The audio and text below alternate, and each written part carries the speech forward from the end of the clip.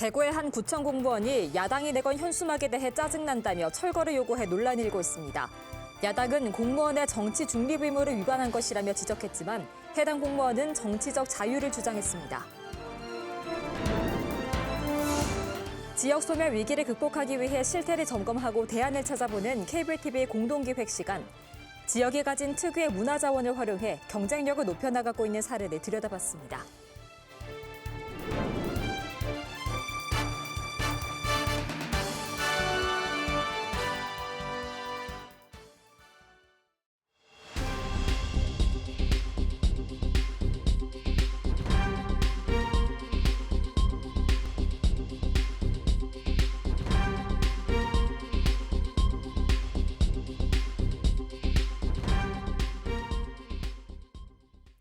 여러분 안녕하십니까? BTV 뉴스입니다. 첫 소식입니다. 대구의 한 구청 공무원이 야당이 내건 현수막에 대해 짜증난다며 철거를 요구해 논란이 일고 있습니다. 야당은 공무원의 정치 중립 의무를 위반한 것이라고 지적했지만 해당 공무원은 정치적 자유를 주장했습니다. 우성문 기자의 보도입니다. 더불어민주당 대구시당이 광복절을 맞아 내건 현수막입니다. 대구민주당의 발전은 대구 발전으로 이어집니다라는 내용으로 시내 곳곳에 내걸었습니다. 그런데 지난 21일 아침 이 현수막을 내건 강민구 더불어민주당 대구시당 위원장의 휴대전화로 누군가 문자 메시지를 보냈습니다. 메시지 내용은 민주당 발전이 대구 발전이다. 말도 안 되는 현수막 철거 바랍니다. 뻔뻔한 민주당 현수막 때문에 기분 좋은 출근길이 망쳐지고 있습니다라고 야당에 대한 혐오감을 나타냈습니다. 이 문자를 보낸 사람은 모 구청 소속 현직 공무원. 강 위원장이 해당 공무원에게 전화해서 문제를 제기하자 돌아온 답변은 투표권을 가진 한 사람으로서 표현의 자유를 가지고 표현했는데 뭐가 문제냐는 것이었습니다. 저도 그 현직 공무원이 이렇게 제게 직접 문자하는 걸 보고 깜짝 놀랐습니다. 정치적 중립 의무에 대한 생각이 상당히 부족하다 생각이 들고요. 거기에 대해서 좀 이렇게 구청 차원에서라도 한번 전반적인 교육이 필요하지 않느냐 이런 생각이 듭니다. 강 위원장과 더불어민주당은 이번 일이 공무원의 정치 중립 의무 위반에 해당하는 사안으로 보고 해당 공무원 소속 구청과 구청장에게도 항의하고 재발 방지를 요청했습니다. 이에 대한 국민의힘 소속 구청장의 답변도 이해해달라는 것이 고작이었습니다. 대구에선 지난 대선과 지방선거에서도 민주당 현수막이 훼손되는 사건이 잇따라 발생하기도 했습니다. BTV 뉴스 우성문입니다.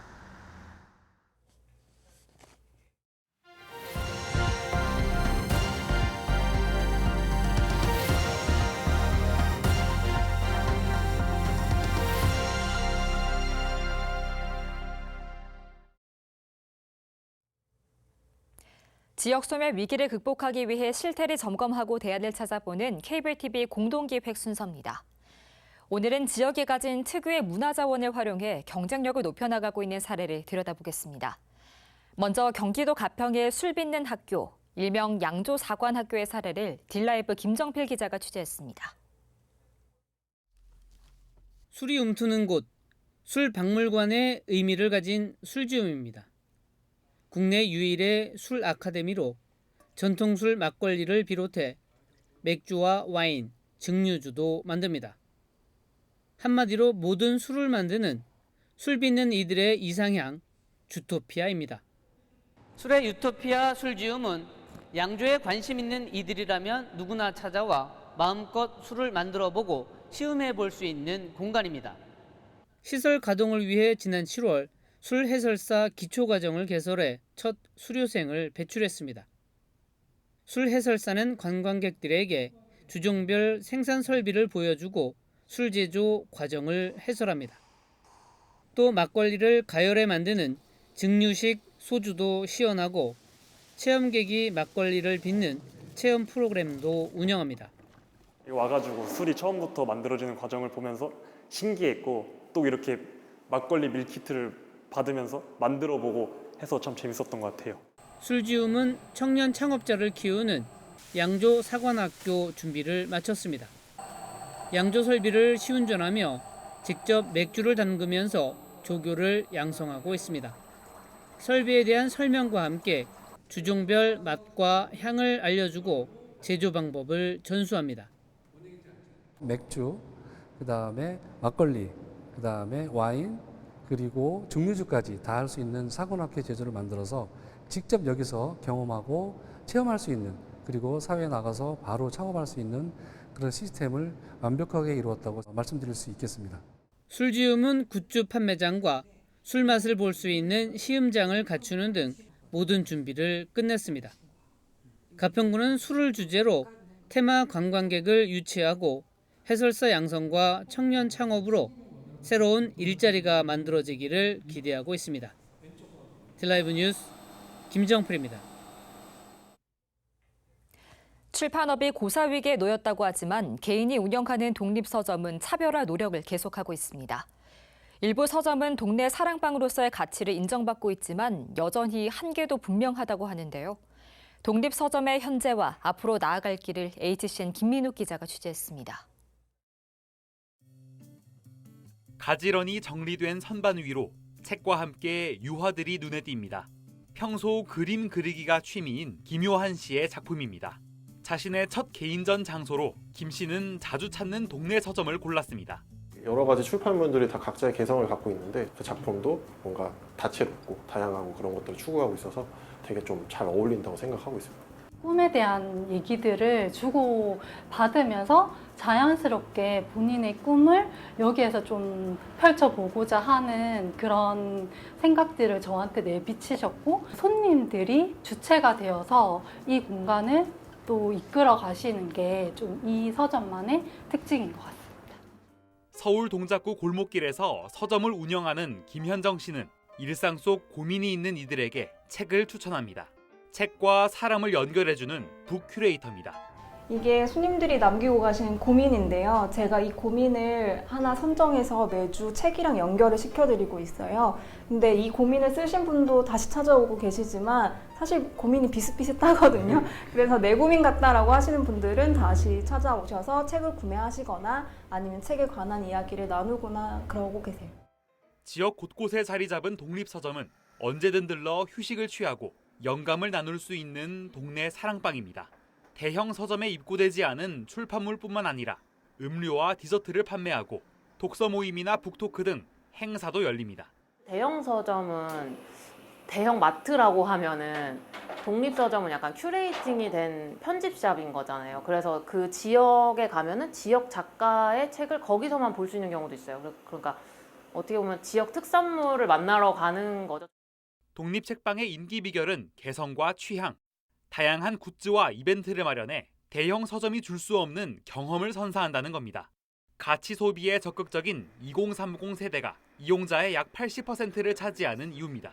책 자체만 소비하는 게 아니고 이제 문화적 소비를 하는 것이죠. 공간의 소비이기도 하고 취향의 소비이기도 하고, 이게 젊은 세대 중에는 좀 백로 효과라고 그래가지고 남들과는 다른 거를 소비하려고 하는 그런 특징들이 나타나거든요. 그게 SNS 소비와 맞물리게 되면서 좀 시너지 효과가 있는 것 같습니다.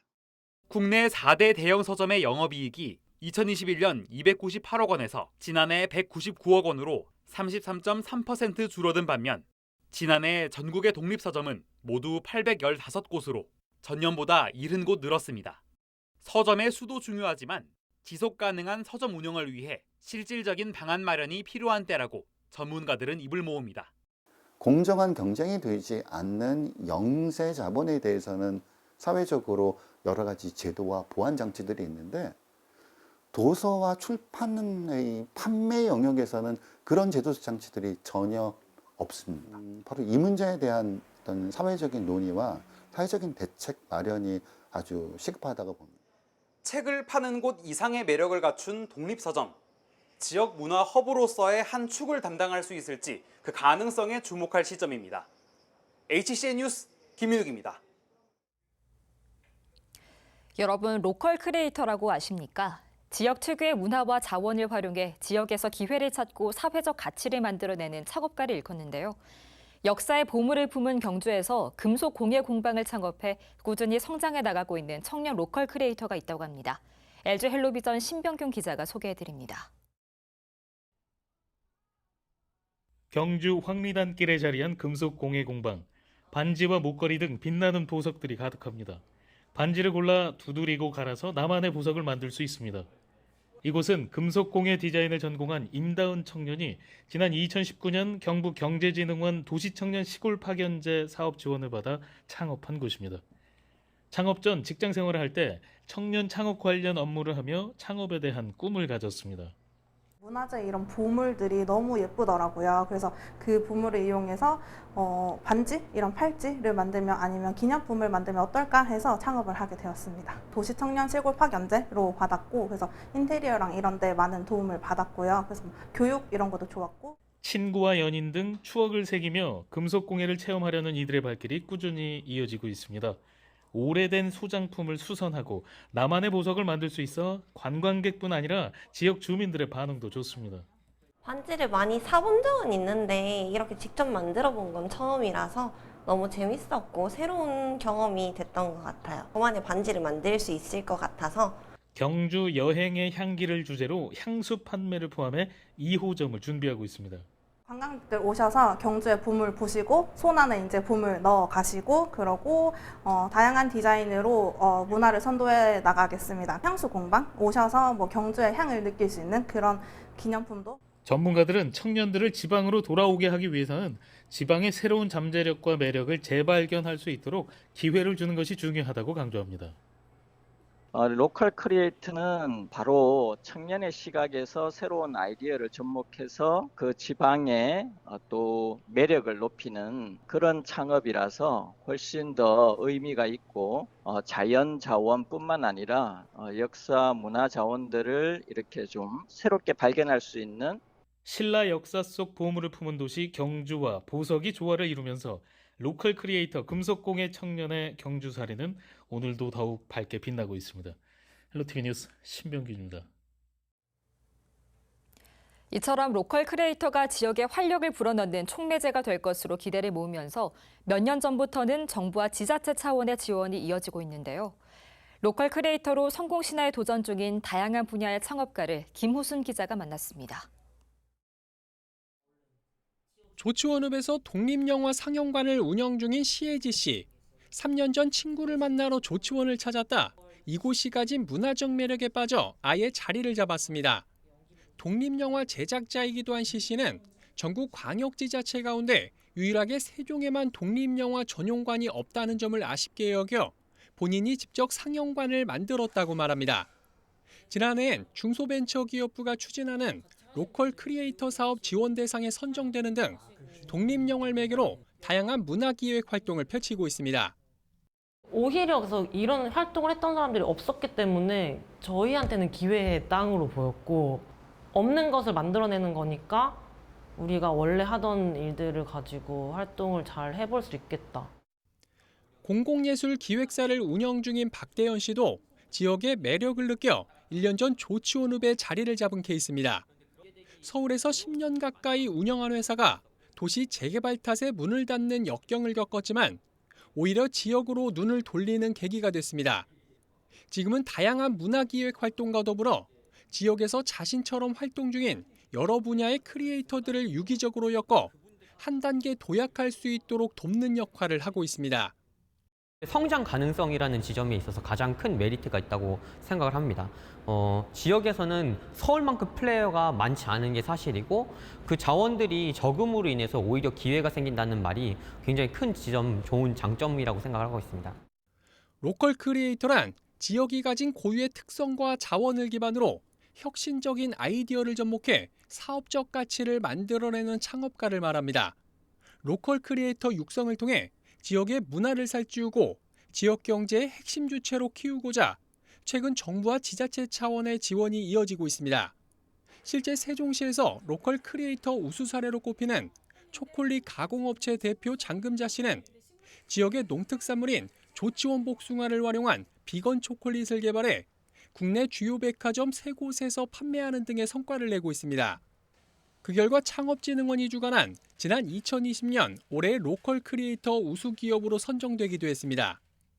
저희 비건 초콜릿을 국내에서도 정말 그 유명한 브랜드로 성장하고자 하고요. 좀 더 크게 욕심을 내자면 전 세계적으로 널리 알려지는 그런 기업이 되고자 합니다. 지역 기반의 로컬 크리에이터가 다양한 분야에서 성공 시대를 열어나갈 수 있을지 주목됩니다. BTV 뉴스 김우순입니다.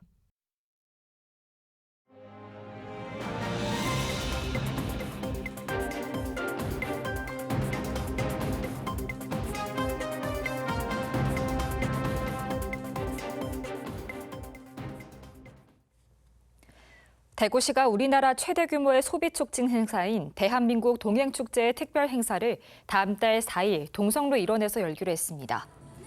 동성로 특별 행사는 상생부스와 소상공인 응원 공연, 소상공인 동행 패션쇼 등의 프로그램으로 진행될 예정입니다.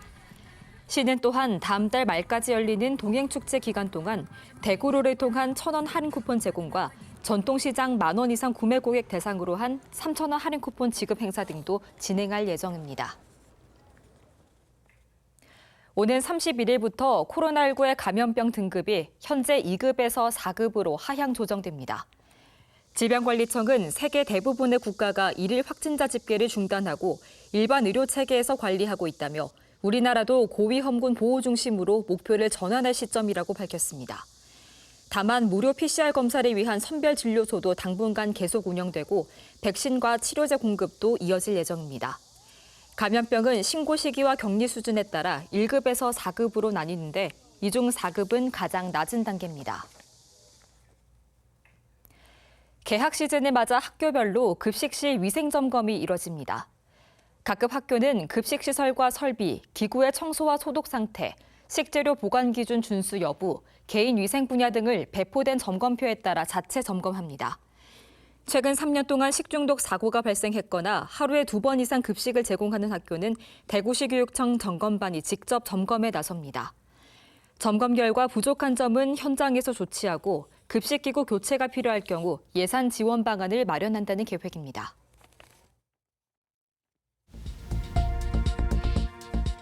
오늘 이 시각 전국 핫 이슈를 살펴보는 오늘 전국 시간입니다.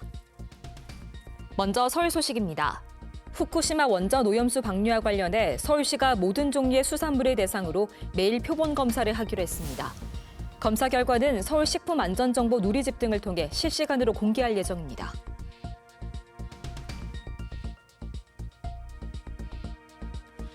인천 소식입니다.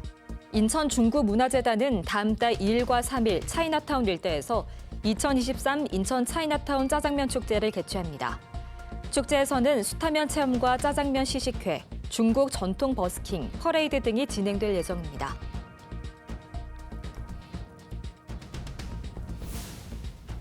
계속해서 경기 소식입니다.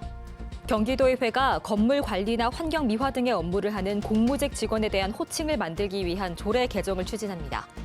그동안 특별한 호칭이 없어서 직원들 사이에서 여사님이나 선생님으로 부르는 경우가 많았는데요.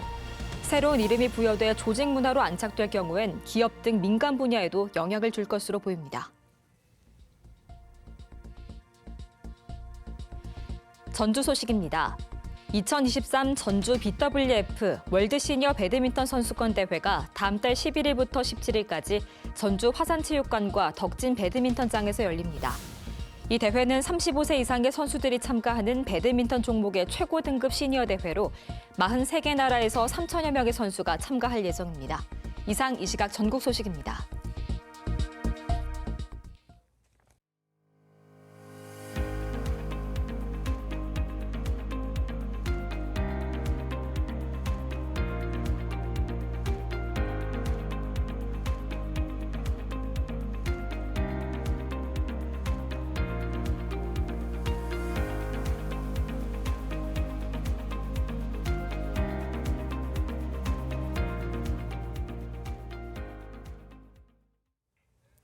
지역의 자연환경, 문화적 자산 등 지역 고유의 특성과 자원을 기반으로 혁신적인 아이디어를 접목해 사업적 가치를 창출하는 로컬 크리에이터.